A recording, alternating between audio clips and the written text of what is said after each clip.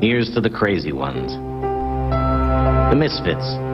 The rebels. The troublemakers. The round pegs in the square holes. The ones who see things differently. They're not fond of rules, and they have no respect for the status quo. You can quote them, disagree with them, glorify or vilify them. About the only thing you can't do is ignore them. Because they change things. They push the human race forward. And while some may see them as the crazy ones, we see genius. Because the people who are crazy enough to think they can change the world are the ones who do.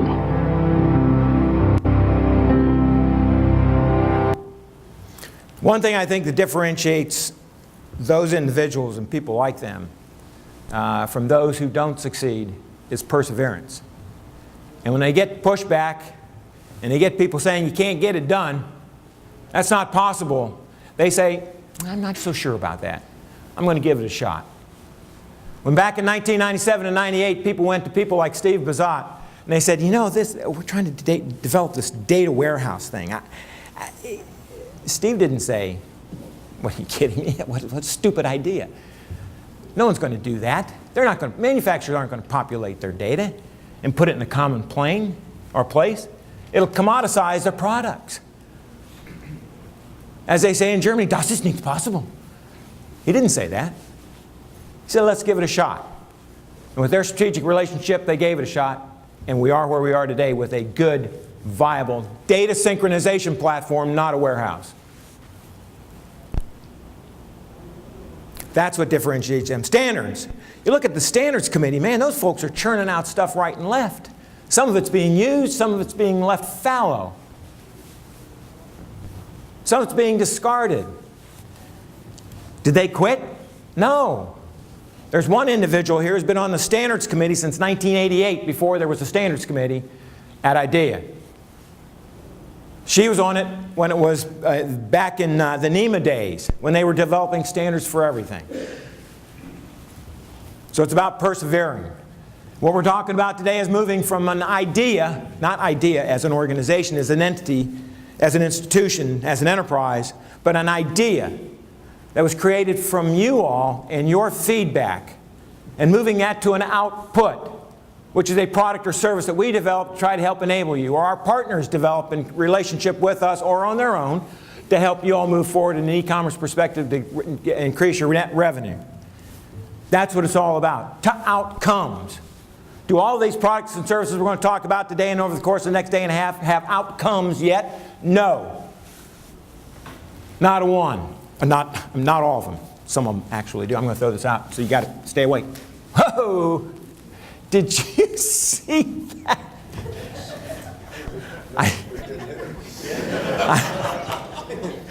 That was really good. I'll do that every now and then. I swear if I see anybody starting to nod off, I'm going to throw it right at them. Okay. But it's about all that. It's about a change in the information equation, if you will. The new to the old. We used that slide last year. And I don't think even in this room we have a great appreciation for it.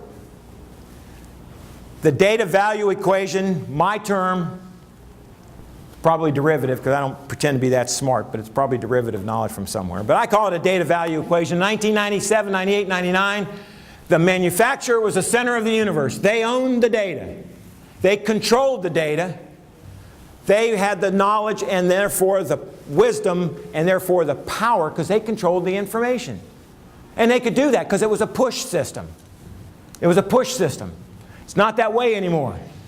Manufacturers don't own their data. In fact, the more that the manufacturers who still start with the data, the more they try to hold it, the more they try to control it, the less they hold it, the less they control it.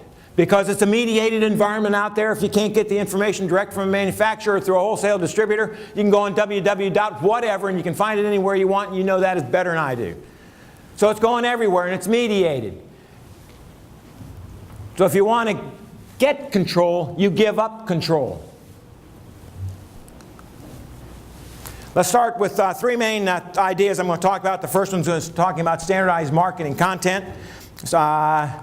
Great idea. How do you do that? You got to move from transactional to the more marketing-rich data content, the digital images, digital assets, if you will, and then the attributed data. Again, I'm not telling you all anything you all don't already know. You think we're so far behind. My goodness, there are other channels that are way out there in front of us, and I will tell you that's not true. And I think Andrew will talk to you a little bit about that when Andrew White from Gartner comes up and chats. I will tell you that's not true. If you look at the GDSN space, the CPG, consumer packaged goods space, and look what they did and how they've been churning along trying to make it happen. Now you look at that and you go, wow, that's 7,000, that's good stuff. 7,000 individual companies, but some of them are small candy manufacturers. We have some that we work for GDSN data synchronization that have a couple of SKUs. I'm going to throw this out, see if someone can catch that. Look, perfect. So we're not that far behind, because you overlay that on top of the electrical channel, you see that we're right there with them. And if you look at the number of manufacturers and the number of wholesale distributors that are on board, you'll find we're in pretty good shape. And what we've done, the same thing as in 2005 when the GDSN space was enabled, because a couple of major houses like the Walmarts and the Home Depots of the world both became enabled at about the same time, around 2004, 2005, and they started demanding it of their customers. They can do that a little bit easier in the retail space or the CPG space.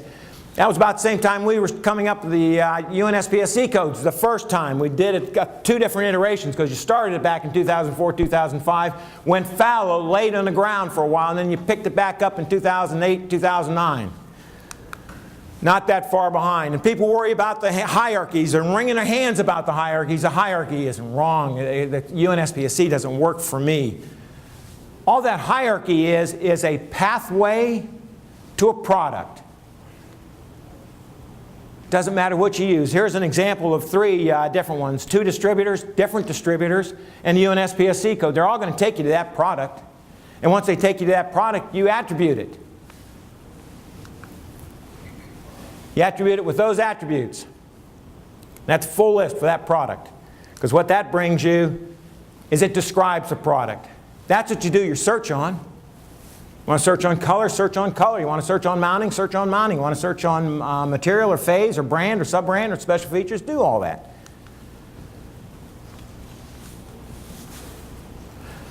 There are some who can't do it themselves. They can, but they would prefer not to, because you got to realign resources. So we've developed an attribute fulfillment service for them, so we'll go into a manufacturer and help them attribute their data. We're not doing it for them, we're helping them do it. They can give us the electronic assets, if you will. We'll reformat it, repackage it, give it back to them to approve, and then they'll tell us when it's ready to load. And when it's ready to load, we'll load it for them. Good stuff. This is an outcome. This is you look at the wiring devices. That was just taking you on that path. If you look here, that's the pathway down. Receptacles, there you are.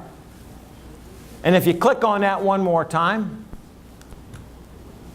it'll take you more specifically. That's a Leviton one. Steve, I didn't do that for you. That was just what the folk came up with. And then we go on that pretty site right there. The key is, do the attributes that's in the wholesale distributors system over here, are they the same that someone's going to see at a manufacturer site? Because if they're different, you get a little cognitive dissonance. I'm going to throw this out. I'm going to try over here. Ooh. Ooh. I'm going to get one back there. I knew I'd hit it. That's the problem with the low ceiling. You try to sidearm it, it goes flinging out there. You try to throw it high, and bloop, down. Okay.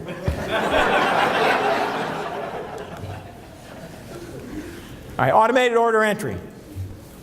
Automated order entry is a big deal, because not all trading partners are equal as far as their e-enablement. It's an asymmetrical environment out there. Asymmetrical. It means you have some big and small. Some very enabled, some less enabled. So how do you do that? Most would say EDI is just the beginning, and I would agree with them.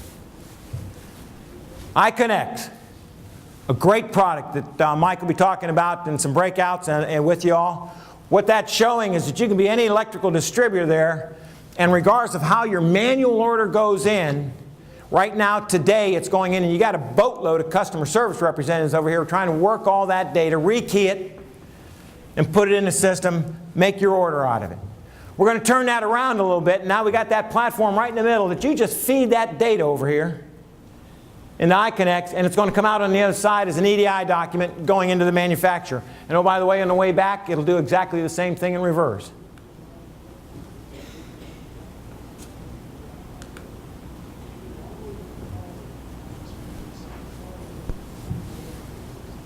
Yes, it's a faster process than those slides are moving. So what happens then? Those customer service reps that were up there, now they can go back into your environment, and you can, I don't want to use a negative term, repurpose them. You can have them do something that's more valuable to you as an organization and to an entity. And I'm not going to go over a lot of this, but an entire B2B services suite here, we want to move people, truly want to move people from straight EDI van service to B2B integration, and move them up this continuum through business process management and other managed services.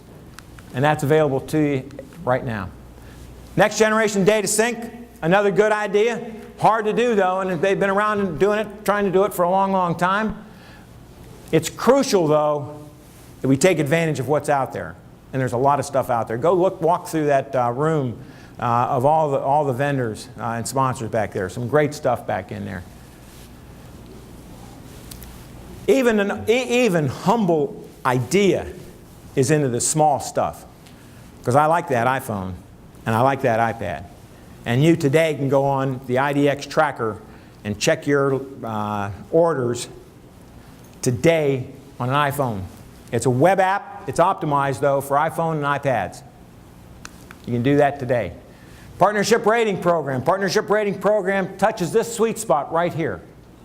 Looking at a Venn diagram, this is a community. It was never intended to be a writ large channel-wide evaluation or rating. It was meant to be, what does this partner and how they do business, how do they rack up and stack up against each other? And then we'll rank the manufacturers in that community for that distributor, and we'll rank this distributor in that community for the manufacturer. So it's a partnership rating program. What we're wrestling with now is how do we now aggregate that up so that some of those individuals who are really doing a great job and are working hard at it get the credit they deserve publicly without violating confidentiality of any individual company. When you get it working though, and if they follow the communications line that partnership rating program requires, because it requires communication, you now have true data synchronization. And it'll just keep cranking away. And you can do that lights out operation. Data management platform, releasing it now, today. We have a panel talking to it. Great product where you now, it's a PIM-like solution, but it is not a PIM. So I don't want anyone to take away that it is a PIM. But it is a way to aggregate your data and de-aggregate your data both at the vendor side, both at the supply side and demand side. So now you can do one-offs if you need to, while you're keeping with a standard, which you ought to keep to, through multiple sales channels. This just represents, again, the speed of change and how things do change, but we don't really recognize it. We all remember back when MySpace was a big deal. Facebook was just sort of cranking. That wasn't all that many years ago, folks. Fast growing segment, females 55 plus. Hard to imagine, isn't it? But I would tell you that getting people is the hardest part of that equation. Moving the people, the technology, the processes, they're there. And you can move them, and you can tweak them, and you can improve them. But the hardest thing is to move is to change attitude. You can legislate behavior, but over time you have to move attitude. And behavior changes based upon who's pushing you at the moment. That's what drives behavior. But it's behavior over time that changes attitude. And what ultimately happens when you keep persevering, you find yourself developing new processes, new communities of communities, and everyone knows how hateful people are with these Farmville things and these happy farms. But even Skype. Got a son-in-law in Korea, he Skypes all the time. Forced to. And communication allows them to. Yet less than 15% of the market are early adapters and getting ahead of the competition. But what I would tell you, what we're trying to do is take your good ideas and translate them, improve them, develop them, put them in an outcome based upon an output, evaluate them. Some of them aren't going to work. When they don't work, they don't work. No big deal. We'll move on. But the ones that do work, we have to all take advantage of them. What are your questions? I'm going to take, I know I'm over. I'm going to take a couple of minutes for questions if there are any. Any questions? It's about movement. It's about moving forward together. It's about persevering. And I don't give a rip those who say this can't be done or that can't be done. If you want to get inspired, and I mean this is not hyperbole. If you want to get inspired, go to a standards meeting where they're doing nug work. I mean, it's sometimes, it's brain numbing. Is this word? Can you use that word? No, it's not an edifact word you can use. I don't even know how to spell edifact. I think I do, but Mary'd probably correct me. But what they're doing is they're doing that nug work and grinding that stuff out every day as something that it cannot be replicated in any other organization that's a for-profit organization, because they truly care about something bigger than themselves. They care about more than just their company. They know that their company, what they want to have is primacy, but they also know that their company will progress as the channel progresses. So it's not all altruistic, but it's not narcissistic either. In a culture that it rewards narcissism oftentimes more than altruism. So I thank them for what they do. I thank you all for being here. And I appreciate you all as customers, as friends, as partners, and thank you for what you do. Steve?